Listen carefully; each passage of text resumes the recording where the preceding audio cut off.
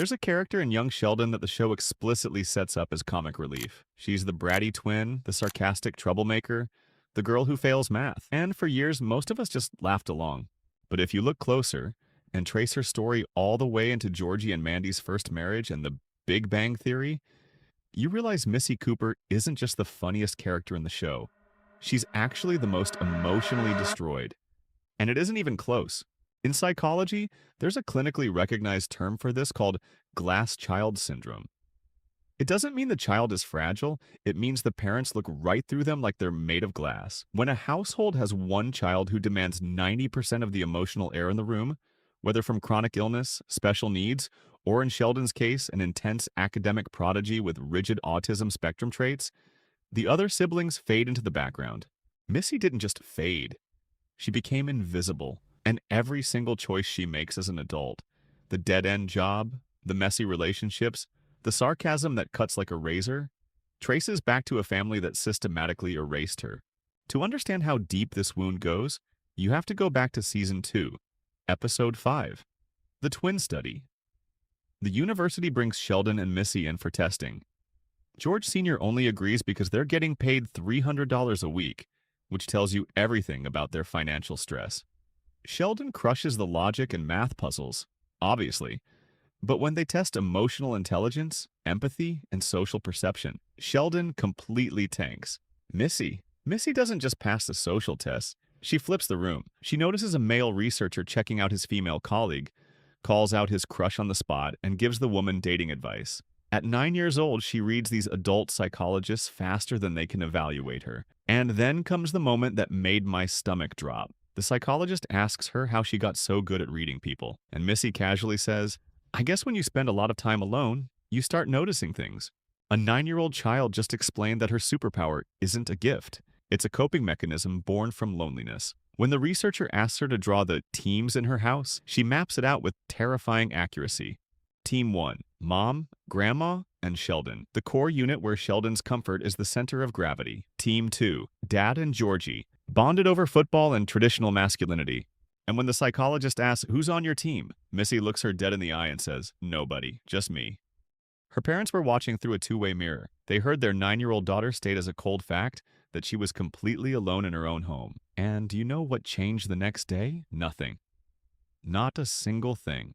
The real tragedy of the Cooper household is that they didn't have one genius. They had three completely different forms of intelligence. Sheldon had academic brilliance. Georgie had raw business intuition and street smarts. Missy possessed world-class emotional intelligence. Missy was Sheldon's social translator. She explained basic human behavior to him, mediated family fights, and kept the emotional gears turning. But in a 1990s Texas school system, and in a house run by Mary Cooper, if intelligence couldn't be measured on a test paper, it didn't count. Sheldon got trophies. Missy got called dumb as soup by her own mother in the Big Bang Theory.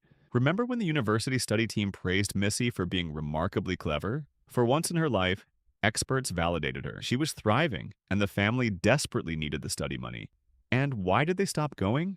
Because Sheldon got uncomfortable. The moment Sheldon wasn't the undisputed star of the room, he threw a fit, and Mary immediately yanked them out. They sacrificed the family's income and Missy's one moment of recognition just to protect Sheldon's ego.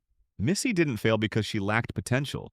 She withered because nobody in that house ever remembered to water her. Missy's emotional intelligence was ignored because her family only valued equations. But if you want to know who built the system that destroyed her confidence, it wasn't Sheldon. It was her mother. Mary is definitely the problem in the Cooper household. She is so obsessed with her church and Sheldon, only those are her priorities. George is the one parent who actually doesn't favor Sheldon. Cooper, you apologize to your brother right this second. No. I am not going to tell you again. Why do you always take his side? I do not. Yes, you do. Even if it doesn't seem like it, Sheldon actually cares about Missy if you look closely into the show. Mary is just the one anchor holding the family back from them being a loving family. Missy has such a sad story. It took a tornado and a runaway mission to have people finally pay attention to her. Missy had every right to start her villain arc. Such a tragic story and a sad childhood. It's like she had no childhood growing up. In Season 6, she explicitly breaks down and calls her family out for forgetting her at school, forgetting her achievements, and only noticing her when she does something wrong. privileges Sheldon enjoyed that fueled Missy's resentment. The home computer. When Sheldon needed a computer for his academic development, the family made it a top priority, even though money was extremely tight. Missy was left feeling invisible because her daily needs and wants were never met with that level of financial sacrifice or urgency. Sheldon, you still want that computer? I thought we couldn't afford it. Don't you worry about that. Do you want it or not? More than anything. All right, then. Let's go get it. Wait, he gets a computer and I get a lousy toy? I thought you... Personal chauffeur and rides on demand. Sheldon's intense phobias, like his fear of riding the school bus, meant Mary was always ready to drive him wherever he needed to go at a moment's notice. Meanwhile, Missy was expected to take the bus or handle her own logistics without making a fuss. People often ask why I was so resistant to getting a driver's license. My spotty history with motor vehicles was certainly a factor. Please slow down. I'm going 8 miles an hour. A cow just passed us. You're gonna hit it! His own bedroom. When the kids were younger, Sheldon and Missy shared a room. But as Sheldon's quirks and schedules collided with hers, Sheldon eventually ended up with his own private room.